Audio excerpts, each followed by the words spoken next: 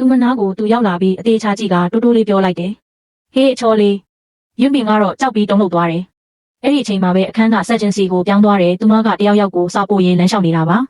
အဲ့ဒီအချိန်မှာပဲဟန်ဂျိုကသူမနောက်ကနေတိတ်တိတ်လေးလိုက်လာပြီးခြောက်လိုက်တယ်စီချင်းလန့်သွားပြီးသူကအမြဲတမ်းအဲ့ဒီလိုလုပ်တာပဲလို့ပြောလိုက်တယ်ဟန်ဂျီယိုကတော့ပြုံးယုံလေးပြုံးပြီးပြောလိုက်တယ်လန့်သွားလားငါမင်းကိုအမြဲတမ်းဖုန်းခေါ်ပေမဲ့မင်းကတော့စာပဲပြန်နေလေတကယ်တော့ငါမင်းနဲ့ဘာလို့ဖုန်းပြောရမှာလဲအတန်းလေးကတချို့သူတွေတိုကီသွားစားကြမလို့ငါတို့လည်းသွားကြရအောင်လေဒါပေမဲ့စီချင်းကပြန်ပြောလိုက်တယ်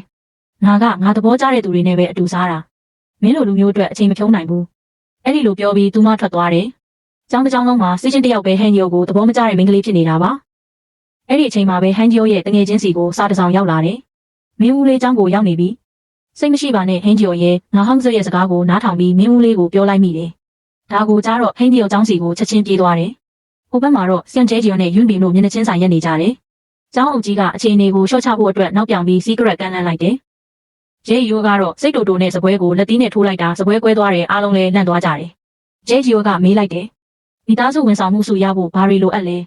ကျောင်းအုပ်ကြီးကရှင်းပြတယ်အဲ့ဒီစုကမိဘတွေကိုယ်တိုင်ကျွေးမွေးစောင့်ရှောက်တဲ့ကလေးတွေပဲရနိုင်တာလို့အဲ့ဒီအခါမှာဂျေဂျီယိုကစိတ်ဆိုးပြီးဟန်ညိုရဲ့ငယ်ဘဝအကြောင်းကာကွယ်ဆေးထိုးခဲ့တဲ့ရက်စွဲတွေဖျားတာတွေပထမဆုံးစပိန်စီးတာတွေအကုန်ပြန်ပြောပြတယ်သူကဟန်ဂျီယိုရဲ့ငယ်ဘဝကစပြီးအရာတိုင်းမှာအတူရှိခဲ့တယ်ဆိုတာကိုပြောပြချင်တာပါသူကပြောတယ်ငါကသူ့အဖေမဟုတ်ရင်ဘသူကအဖေဖြစ်မှာလဲကော်ဖီလေးတောက်ပြီးအားလုံးကိုနှုတ်ဆက်ကအေးအေးဆေးဆေးပဲထွက်သွားတယ်သူထွက်သွားတော့မှအားလုံးတပြင်းချနိုင်ကြတယ်ဟန်ဆာထွက်လာပြီးသူ့အကြောင်းသတင်းအမှားတွေလိုက်ဖြန့်တယ်တချို့ကလူမိုက်လို့ပြောကြတယ်တချို့ကလမ်းတရေလို့ပြောကြတယ်တချို့ကသူကားတစ်စီးလုံးကိုမခဲ့တယ်လို့ပြောပြီးတချို့ကတော့ညဘက်မှာပေါက်ပြားနဲ့မြေကြီးတွေတူးနေတတ်တယ်လို့ပြောကြတယ်ဒါတွေကိုကြားတော့ယွန်းဘီအံ့ဩသွားပြီးသူ့စကားတွေကိုယုံမိတဲ့အတွက်ကိုအပြစ်တင်မိတယ်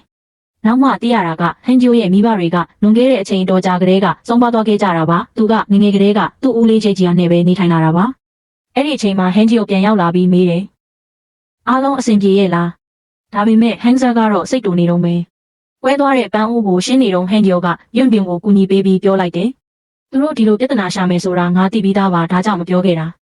ကျောင်းစင်းတော့ယွန်းဘင်ကဈေးမှာပစ္စည်းတွေဝယ်နေတယ်သူမအဖေကစာတွေအများကြီးပို့ထားပေမဲ့သူမကတော့ဘာမှပြန်မပြောဘူးအိမ်ပြန်ရောက်တော့တောကဖွင့်မရဘူးတောကကွေးသွားတော့သူမစိတ်တူတူနဲ့ရေထဲကိုပစ်ချလိုက်တယ်